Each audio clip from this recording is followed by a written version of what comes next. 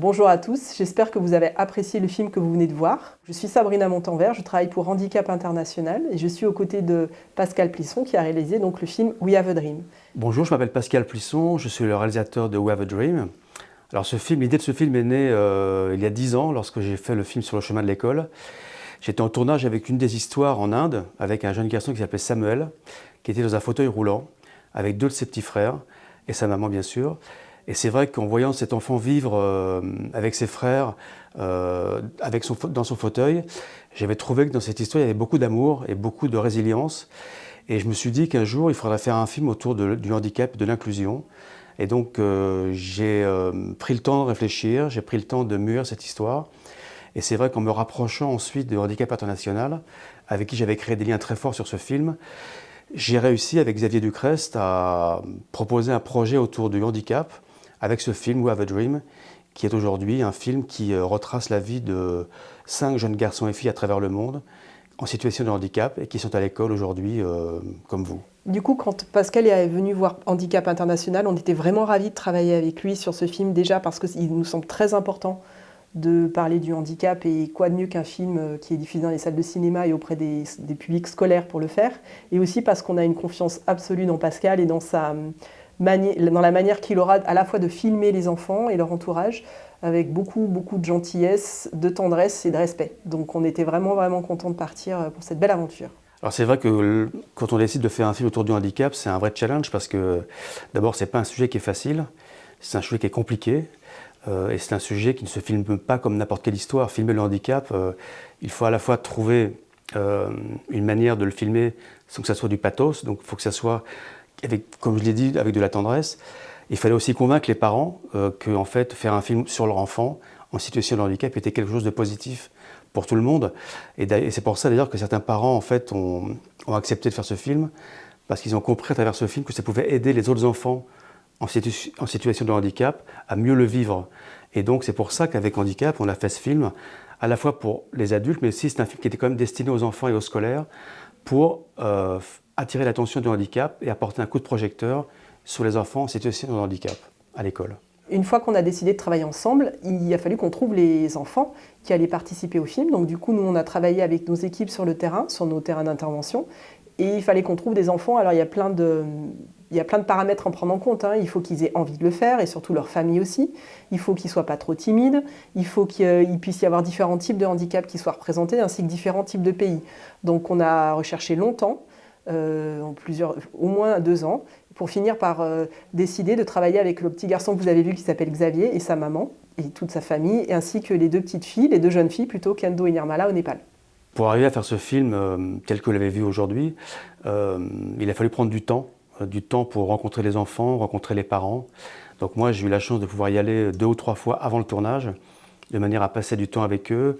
D'abord, qu'ils puissent me connaître, qu'ils aient confiance en moi, que les parents puissent se libérer de pas mal de choses autour de ce qu'ils vivaient, autour du handicap de leur enfant.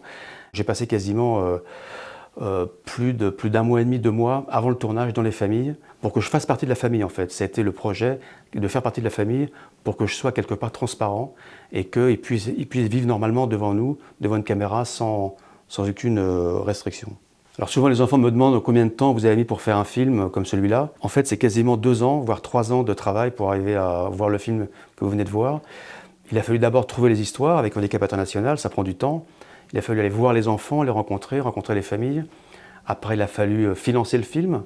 Après, il a fallu le tournage. On a tourné à peu près 15 jours par enfant sur toute l'année 2022-2023. Et puis après, il y a le montage du film. Le montage, on a mis 22 semaines pour monter le film parce qu'on avait à peu près 15 heures d'images par enfant. Et il a fallu faire un choix de séquences, un tri. Et donc, tout ça prend du temps. Après, vous avez une musique originale, du bruitage, et puis le mixage du film qui fait 1h20, donc tout ça prend à peu près 3 ans. Pour réaliser ce film, je me suis entouré de partenaires extraordinaires comme bien sûr Handicap International, je me suis entouré bien sûr de CNP Assurance, et puis d'un producteur qui a tout de suite adhéré au projet, qui a tout de suite compris l'importance du sujet, et qui a été avec nous à nos côtés du début jusqu'à la fin, même si ça a été compliqué, et je voudrais remercier Eddie Vengataraman, le producteur, sans qui ce film n'existerait pas aujourd'hui. Pour Handicap International, il est vraiment important de pouvoir s'appuyer sur des artistes et des réalisateurs tels que Pascal, parce que pour nous, Une de nos missions, notamment en France, c'est de pouvoir sensibiliser aux questions qui sont liées au handicap et à l'inclusion.